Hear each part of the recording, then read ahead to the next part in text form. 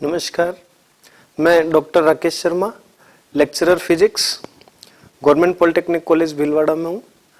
यहाँ आज जो टीटीसी एंड एलआरडीसी के सहयोग से जो वीडियो श्रृंखला लेक्चर की बनाई जा रही है, मैं उसमें आज अप्लाइड फिजिक्स 102 में इलास्टिसिटी प्रत्यास्थता के ऊपर व्याख्यान देने वाला हूँ। इलास्टिसिटी कोई भी पदार्थ अणुओं से मिलकर बना होता है। पदार्थ के अंदर जो अणु होते हैं वो आपस में उनके अंदर बॉन्डिंग होती है। जब उस बॉन्डिंग के ऊपर हम कोई बाहर से एक्स्ट्रा फोर्स अप्लाई करते हैं, कोई बाह्य बल लगाया जाता है, तो उस वस्तु के अंदर हल्का सा डिफॉर्मेशन आएगा। और एक बार हम उसको डिफॉर्म करते हैं, देन उसके बाद जब हम बल हटा लेते हैं, जो बाहर से अप्लाई किया हुआ फोर्स हट जाता है, तब वो वस्तु तीन तरह से रिएक्ट कर सकती है। या तो वो वस्तु वापस अपनी पूर्वावस्था में आ जाएगी, या वो वस्तु अपनी जो डिफॉर्म्ड पोजीशन है उसी में रहेगी, या थर्ड हो सकता है उसमें कोई डिफॉर्मेशन ही ना हो। उस आधार पर हम वस्तु को तीन तरह से क्लासिफाई कर सकते हैं।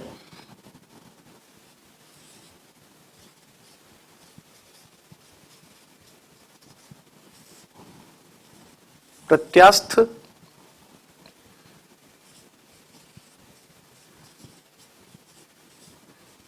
प्लास्टिक या दृढ़। सामान्यतः हमने देखा है जब हम किसी रबड़ बैंड को खींचते हैं, खींचते ही उसकी लंबाई में वृद्धि होती है। जब हम उस फोर्स को छोड़ देते हैं, वो वापस अपनी पूर्व अवस्था में आ जाता है। तो ये एक सामान्य उदाहरण है प्रत्यास्थ वस्तु का, इलास्टिक वस्तु का, जिसके अंदर जब हम बाह्य फोर्स हटाते हैं तो वस्तु के अंदर जो अणुओं का आंतरिक आकर्षण बल होता है वो उन वस्तुओं को वापस अपनी अणुओं को पूर्व अवस्था में ले आएगा। तो वो वस्तु पूर्णतया एक प्रत्यास्थ वस्तु की तरह कार्य करेगी। सेकंड, अगर वो एक बार उसमें डिफॉर्मेशन आ जाता है, अणु वापस अपनी पूर्व अवस्था में नहीं आ पाते हैं, तो वस्तु कहलाती है प्लास्टिक। और यदि वस्तु के ऊपर हमने बल लगाया लेकिन उसके अंदर कोई डिफॉर्मेशन नहीं आया, इट मीन्स यह एक सॉलिड वस्तु है, दृढ़ वस्तु है, जैसे लोहा, स्टील इत्यादि। प्रत्यास्थ के कुछ उदाहरण लेते हैं हम। रबर बैंड, रबर, स्टील आदि। प्लास्टिक के अंदर हम लेते हैं कांच, मिट्टी के बर्तन इत्यादि। और दृढ़ के अंदर कोई भी सॉलिड पिंड जो होता है वो। प्रत्यास्थता की परिभाषा, विकृतकारी बल को हटाने पर यदि वस्तु अपनी पूर्व अवस्था में आ जाती है तो उस वस्तु को प्रत्यास्थ वस्तु कहते हैं, एवं वस्तु के इस गुण को प्रत्यास्थता कहते हैं। जो वस्तुएं पूर्ण रूप से बल हटाने पर अपनी पूर्व अवस्था में आ जाती है, उन्हें हम पूर्ण प्रत्यास्थ वस्तुएं कहते हैं, फुल्ली इलास्टिक मटेरियल्स। अब नेक्स्ट टॉपिक है हमारा विकृति। बाह्य बल के प्रभाव में उत्पन्न आकार में परिवर्तन एवं उसके प्रारंभिक आकार के अनुपात को विकृति कहते हैं। विकृति तीन प्रकार की होती है। पहला प्रकार अनुदैर्ध्य विकृति, लॉन्गिट्यूडिनल स्ट्रेन। मान लीजिए ये अनुदैर्ध्य विकृति होती है पतले लंबे तारों के अंदर, वन डायमेंशनल। तो मान लीजिए एक L लंबाई का तार है, छत से बंधा हुआ है। जब हम इसके ऊपर W भार लगा देंगे तो वजन लगाने के कारण यदि इसकी कुल लंबाई में छोटा सा डेल्टा L परिवर्तन आता है, तो इसकी प्रारंभिक लंबाई L, बल लगाने के बाद, वजन लगाने के बाद में उसमें उत्पन्न परिवर्तन है डेल्टा L। तो अनुदैर्ध्य विकृति हो जाएगी लंबाई में परिवर्तन अपॉन प्रारंभिक लंबाई, मतलब डेल्टा L अपॉन L। जब हम इसकी डायमेंशन देखेंगे तो ऊपर भी लंबाई, नीचे भी लंबाई की डायमेंशन है, तो इसकी डायमेंशनल जो फॉर्मूला होगा 0 0 0 m0 l0 t0। इसका मतलब यह हुआ कि विकृति एक विमाहीन राशि है। नेक्स्ट है आयतन विकृति, वॉल्यूम स्ट्रेन। मान लीजिए हमारे पास एक कोई पिंड है जिसका प्रारंभ में आयतन है v। प्रारंभ एक पूरा पिंड है जिसका प्रारंभिक आयतन है v, वॉल्यूम। बाद में यदि हम इसके ऊपर बाह्य बल लगाते हैं, बाह्य बल इसके ऊपर जब हमने लगाया तो इससे मान लीजिए इसके आयतन में कुछ कमी हो गई, इसका ये थोड़ा श्रिंक हो गया, इसके वॉल्यूम में परिवर्तन हो गया डेल्टा v। तो प्रारंभिक आयतन v और बाह्य बल लगाने पर आयतन में परिवर्तन होता है डेल्टा v। तो आयतन विकृति बन जाएगी आयतन में परिवर्तन अपॉन प्रारंभिक आयतन, delta v upon v। Again volume, ऊपर भी वॉल्यूम की डायमेंशन, नीचे भी वॉल्यूम की डायमेंशन, तो वंस अगेन यह विकृति भी एक विमाहीन राशि हो जाएगी। उसके पश्चात तीसरा अपरूपण विकृति, शियरिंग स्ट्रेस स्ट्रेन।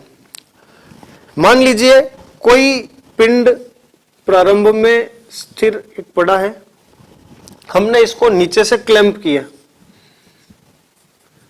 और नीचे से इसको दृढ़ता पूर्वक जकड़ के ऊपर से उसके ऊपर स्पर्शीय प्रतिबल लगाया। ऊपर स्पर्शीय प्रतिबल जब हम इसके ऊपर हमने लगाया तो नीचे से क्लैंप होने के कारण ये इधर उधर हिलेगा नहीं, लेकिन इस प्रकार से इसमें ऊपर एक डिफॉर्मेशन आ जाएगा, हल्का सा वस्तु इस प्रकार से इसमें स्पर्शीय बल लगाने पर तिरछी हो जाएगी। तो इस प्रकार की जो विकृति होती है उसे हम कहते हैं अपरूपण विकृति। इस विकृति में न तो इसकी लंबाई में परिवर्तन होगा, न आयतन में परिवर्तन होगा, परंतु इसकी आकार में परिवर्तन होगा। न इसकी लेंथ में होगा, न वॉल्यूम में होगा, बट इसकी शेप चेंज हो रही है और ये शेप में जो चेंज होने के कारण जो विकृति आई है वो हुई है अपरूपण विकृति। यह विकृति के अंदर, इसके अंदर जो कोण है फाई एंगल से इसमें परिवर्तन आता है। तो इस प्रकार की विकृति जो एंटन कोण है उस वही इसकी विकृति कहलाती है फाई। इलास्टिसिटी में ही नेक्स्ट टॉपिक है प्रतिबल, स्ट्रेस। जब किसी वस्तु के ऊपर हम वजन लगाते हैं तो वजन लगाने के कारण उसके आकार या आकृति में परिवर्तन होगा, उसकी लंबाई बढ़ेगी और उस विकृतकारी बल के कारण जब उसकी लंबाई में वृद्धि हुई तो वापस उसके आंतरिक जो आणविक बल है वो उस वस्तु को वापस अपनी पूर्व अवस्था में लाने का प्रयास करते हैं।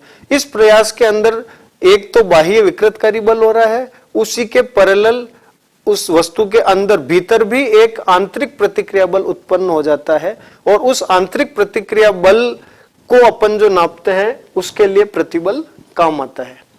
प्रतिबल की परिभाषा समझेंगे हम पहले, फिर इसके प्रकार। साम्यावस्था में वस्तु के भीतर एकांक परिच्छेद क्षेत्रफल, यूनिट क्रॉस सेक्शनल एरिया पर कार्य करने वाला आंतरिक प्रतिक्रिया बल प्रतिबल कहलाता है। मतलब आंतरिक प्रतिक्रिया बल अपॉन अनुप्रस्थ काट क्षेत्रफल, अर्थात एकांक का जब हम क्षेत्रफल का भाग लगाएंगे बल पे तो एकांक काट क्षेत्रफल जो बल कार्य करेगा वो कहलाएगा प्रतिबल। इसको हम ऐसे समझ सकते हैं, मान लीजिए एक तार है, वैसे पतला तार है, इसको हमने समझाने के हिसाब से बड़ा बनाया है। जब इस तार के ऊपर हमने वजन लगाया तो वजन लगाने के कारण इसके अंदर नीचे की तरफ भार W बराबर mg कार्य कर रहा है। उसी समय इस तार के अंदर भी आणविक बलों के कारण एक आंतरिक प्रतिक्रिया बल उत्पन्न हो गया। तो ये जो F है वो इस तार के अंदर लगने वाला आंतरिक प्रतिक्रिया बल है, जो इस वजन लगने के कारण जो विकृति उत्पन्न हो रही है उसके अगेंस्ट अंदर उत्पन्न हो रहा है। तो प्रति एकांक क्षेत्रफल जो अंदर बल कार्य करेगा वो कहलाएगा प्रतिबल। विकृति की तरह ही यह प्रतिबल भी तीन प्रकार का होता है। सबसे पहले अनुदैर्ध्य प्रतिबल। अनुदैर्ध्य प्रतिबल उत्पन्न होता है पतले लंबे तार में। मान लीजिए किसी तार की लंबाई है L और W भार लगाने पर इसके अंदर यदि परिवर्तन आ जाता है डेल्टा L, तो इस डेल्टा एल लंबाई उत्पन्न करने के फलस्वरूप अंदर जो प्रतिबल, आंतरिक प्रतिक्रिया बल उत्पन्न हुआ, तो एकांक काट क्षेत्रफल जो बल उत्पन्न होगा वो कहलाएगा हमारा अनुदैर्ध्य प्रतिबल। ठीक इसी प्रकार आयतन प्रतिबल, एक मान लीजिए V आयतन का एक पिंड है, इसके ऊपर यदि हमने बल लगाया, विकृतकारी बल लगाया और उसके कारण इसके आयतन में परिवर्तन होता है, तो इसके एकांक काट क्षेत्रफल पर लगने वाला जो बल होगा वो कहलाएगा आयतन प्रतिबल। तीसरा अपरूपण प्रतिबल। अपरूपण प्रतिबल में इसमें हम वस्तु के एक नीचे से इसको क्लैंप कर देंगे और ऊपर स्पर्श रेखीय बल लगाया जाता है। तो ये जो ऊपर स्पर्श रेखीय बल लगाने के फलस्वरूप इसमें थीटा एंगल से या फाई एंगल से इसमें परिवर्तन होता है। तो एकांक काट क्षेत्रफल पर लगने वाला स्पर्शीय जो बल है वो कहलाएगा अपरूपण प्रतिबल।